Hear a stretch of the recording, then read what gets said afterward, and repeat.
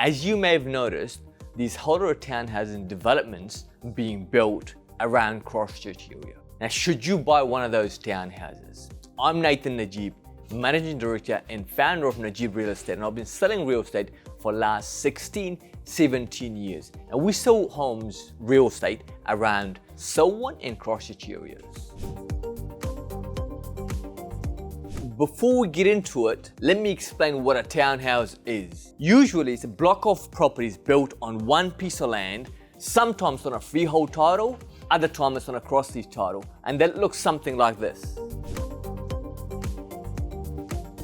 Generally, there's two types of townhouse buyers.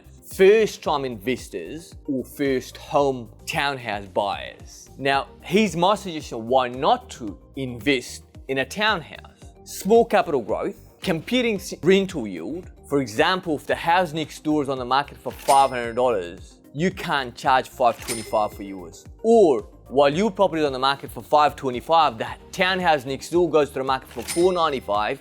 Which one's gonna rent out first? Now, once that's rented out, now you gotta drop your rent. The next one is renovation. After a little while, obviously, if your home needs renovation, your neighbor next door, your investor next door may not be interested in renovating. And that will devalue your house, number one, and number two, you will be so much hassle. Third one is market downturn. When the market turns, we've had the peak for the last little while and the market has turned now.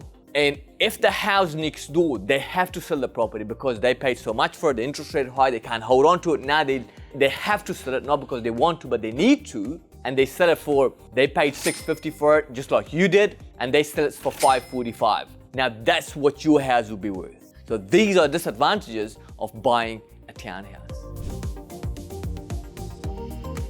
What if you're a first-time home buyer and you wanted to purchase a townhouse? The average sale price, the average home price here in Christchurch is $730,000. So it's a little bit cheaper to purchase a town. Not a whole lot cheaper, but it's a little bit cheaper to buy a townhouse. The convenience, obviously proximity, usually they're pretty close to town.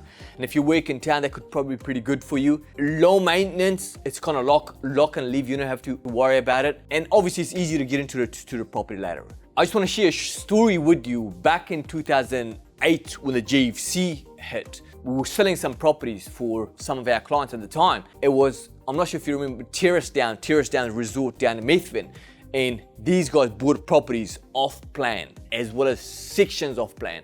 Now, they paid whatever they, I can't remember exactly what they paid for it, but it was like $150,000 drop that they had to sell it for, and nobody wanted to buy it even then. The good news, perhaps if you're looking to get into the property market, as I said in my last video, July, mid next year is going to be the trough, it's going to be the bottom of the market. So perhaps a great time to get into the property market, buy yourself an investment property or two, or the first home property that you've been waiting for.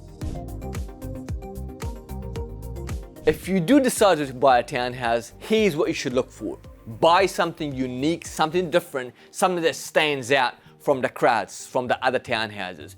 Could be a townhouse with a garage, could be a townhouse with a bit of land, more land than the others. It could look different, it might have a bit of cedar, it might have something that makes it look better than the rest. It could be a sunnier townhouse, it could be position-wise, the townhouses that are the best are the ones that's right at the back. Private townhouse, people really like that when you're looking to buy a townhouse or sell a townhouse.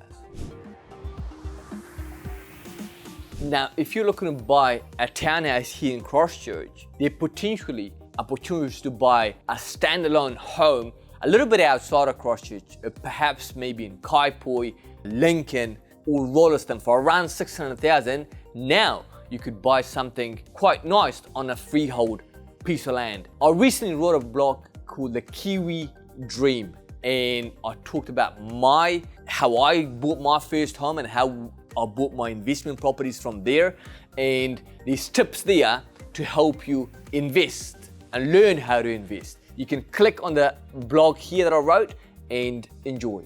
If I was a first-time investor, what would I do? I would buy, like I did, a 3 to 4 bedroom home in a mid-tier kind of area. Like places like in Darlington, where my first home was, Sprayton, part of Summerfield, Burnside, Woolston. Some areas of Woolston are quite nice as well.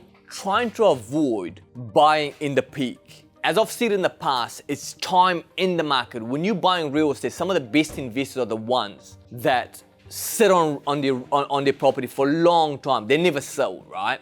So it's time in the market, and it's not timing. It's very hard to time the market, but trying to avoid the peak. If I was ever going to buy a townhouse, I would be trying to buy it in the trough. And as we said in our last video, you can click and watch there. In our last video, we talked about around July 2024 is when the trough is going to be. The people that bought in the peak and they can't afford to hold on to their houses, then you can go and buy one of those townhouses because they can't hold on to it. If you buy it in the bottom, it's on there one way up, and you just capitalize on the value of the property for the next 4, 5, 10 years. So looking to buy an investment property or a townhouse, then you can buy it then. Now, if you're looking to buy a townhouse, you've got to do your own research. Consult with the right experts to give you the right advice, and also subscribe to our channel so you can watch our weekly videos as we put it out. And if you need any help in regards to real estate, at Najib, we're here to help. You can contact us at our office